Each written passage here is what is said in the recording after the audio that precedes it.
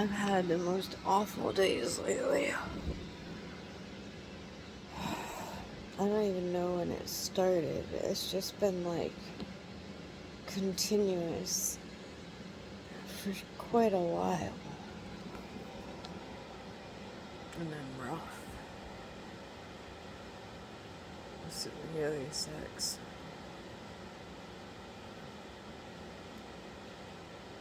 So, let's see. My diagnosis is so far.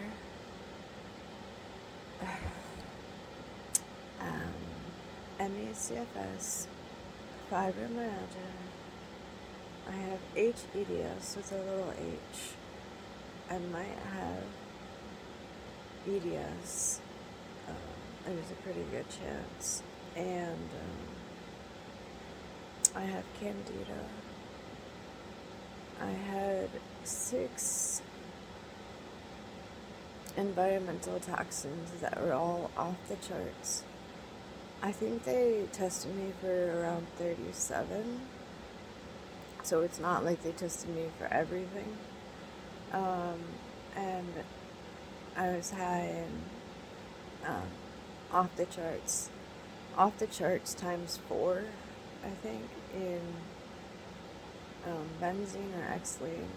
And then off the charts times 2 for benzene and xylene, whichever one was 4 and whichever one was 2. And then atrazine, I forget like how many times higher that was. Glyphosate, I might be saying that one wrong. That's the stuff they put in Roundoff. I think that one was times 4. And then there's one for the BPA. That was one. And then there's another one that they put into like cosmetics and things like that. I forget what that's called. And then there was one more that is an insecticide. The atrazine, I think, is a pesticide. And glyphosate might be the herbicide. And then the other is the insecticide one that was moderate. That was the only one that was moderate. The other 6 were all off the charts. And then the molds that I have in me were all moderate. It was an unprovoked test. Most of the time, I think people provoke the test, and that's supposed to help make sure that everything shows up, because actually your pathways and stuff get closed when or can get closed. Mine are closed. Maybe not like all the way, but that's the assumed thing if I have all this mold. And I do have all this mold, so I know. But I didn't provoke it because when you provoke it, your symptoms actually get worse. And I'm so bad that I don't feel like I could ever afford to get worse. But the mycotoxins, there's mycotoxins from penicillium, and there was mycotoxins from asparagus. I think, and I'm not sure, I feel like the penicillium was the one that was just like 0.25 away from high. But it was either asparagus or penicillium. And then I had stachybotrys in me. Not like little amounts either. These were all moderate, and they were unprovoked, like I said. So it's actually really bad.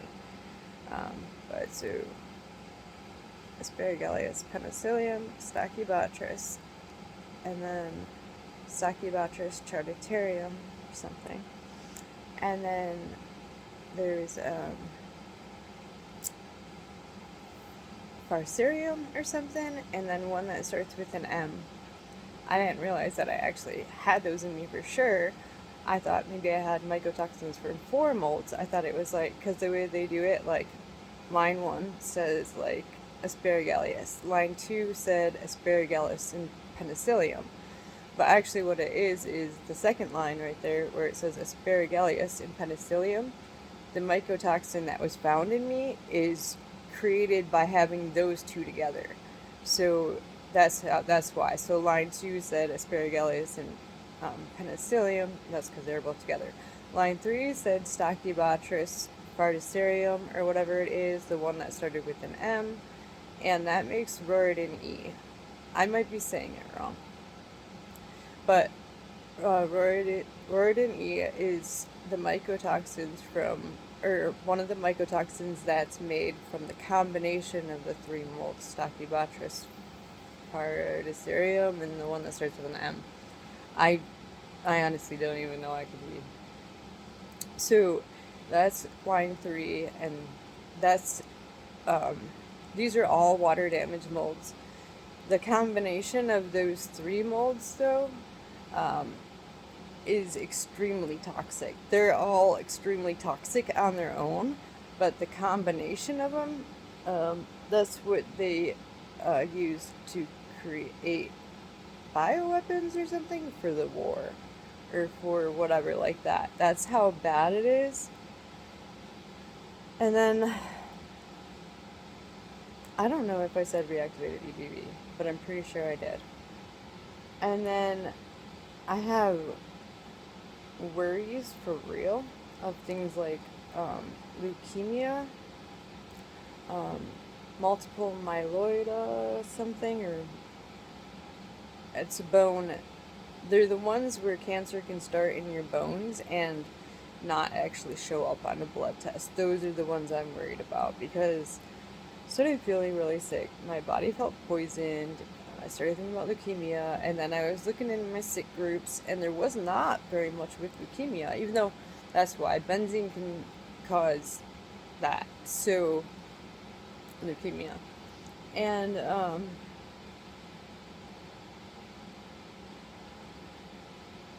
and then I stumbled upon in my Bartonella group, which is a Lyme co-infection, that that one, and there's another one that starts with an A, seemed like they could be concerned for me, because with Bartonella, it does something with your bones or something, and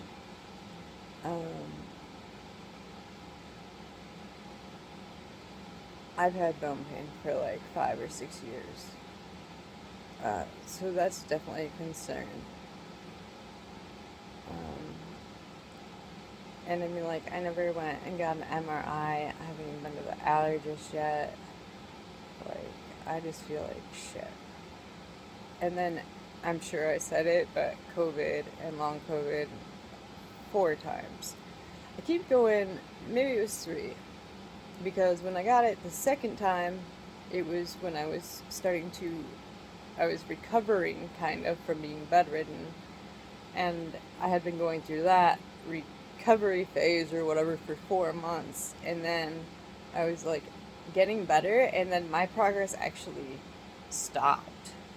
Like, I mean, I might have gotten somewhat worse, obviously, but it also like slowed its roll big time. And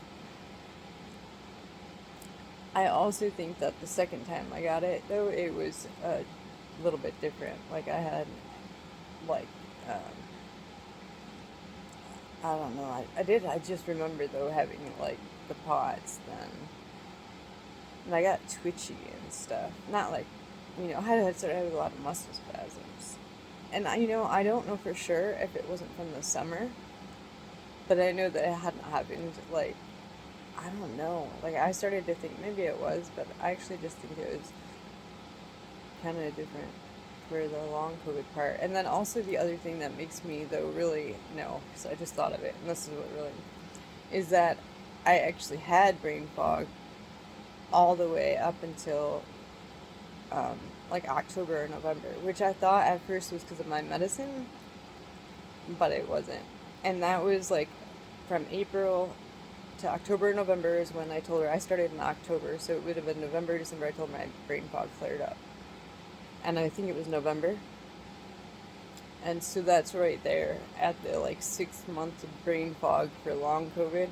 it wasn't exact. It's not like it's exactly 6 months, but it's right there in line with the other times I've gotten it. So I did feel like though there was one other one.